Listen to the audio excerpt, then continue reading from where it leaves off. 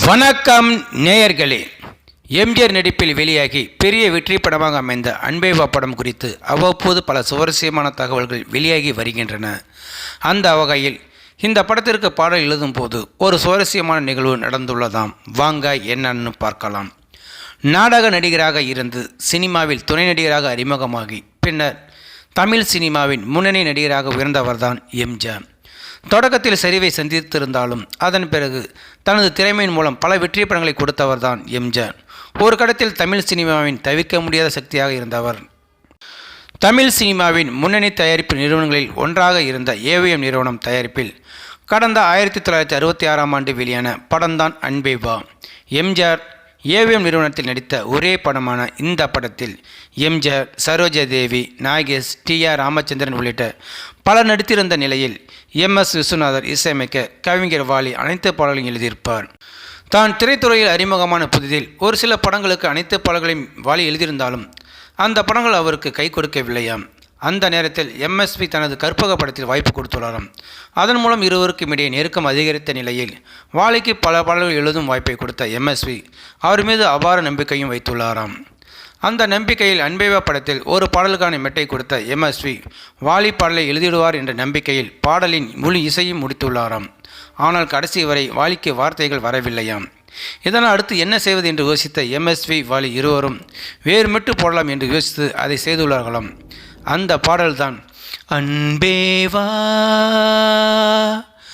அன்பே வா வா வா,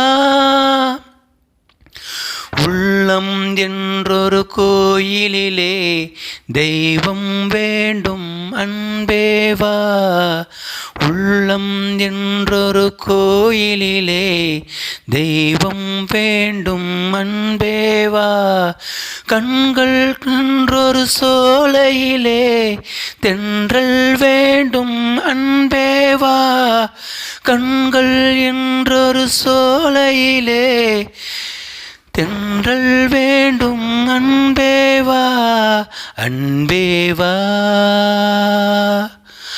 அன்பே வா வா வா,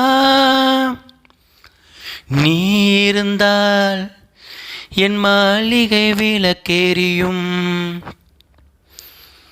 நிழல் கொடுத்தால் என் நினைவுகள் விழித்து கொள்ளும், பார்வையிலே வெளிச்சமில்லை பகலிரவும் புரியவில்லை பாதையும் தெரியவில்லை, ஆயிரந்தாள் வாழ்வில் வரும் நிம்மதி வருவதில்லை, உள்ளம் என்றொரு கோயிலிலே தெய்வம் வேண்டும் அன்பே வா, உள்ளம் என்றொரு கோயிலிலே தெய்வம் வேண்டும் அன்பே வா, கண்கள் என்றொரு சோலையிலே தென்றல் வேண்டும் அன்பே வா, அன்பே வா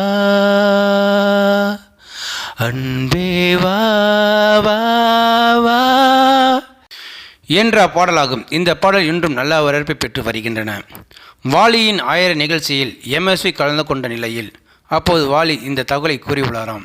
வாலி பல மேடைகளில் எம்எஸ்வி பற்றி புகழ்ந்து பேசியுள்ள நிலையில் நான் இப்படி இருக்கிறேன் என்றால் அதுக்கு எம்எஸ்வி பிச்சை என்று பலமுறை குறிப்பிட்டுள்ளாராம்.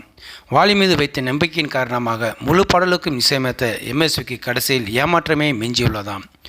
ஸோ நேயர்களே, இந்த வீடியோ பார்த்துருக்க நீங்கள் வீடியோ பிடிச்சிருந்தால் லைக் பண்ணுங்கள், ஷேர் பண்ணுங்கள், வீடியோ பற்றின கருத்துக்களை கமெண்ட் பாக்ஸில் கமெண்ட் பண்ணுங்கள், அப்படியே பக்கத்தில் இருக்கிற பெல் சில்மே கிளிக் பண்ணுங்கள். அப்போ தான் நான் போடுற வீடியோ அடிக்கடி வந்து ரீச் ஆகும். மறக்காமல் சேனலை சப்ஸ்கிரைப் பண்ணுங்கள். தேங்க்யூ, வணக்கம்.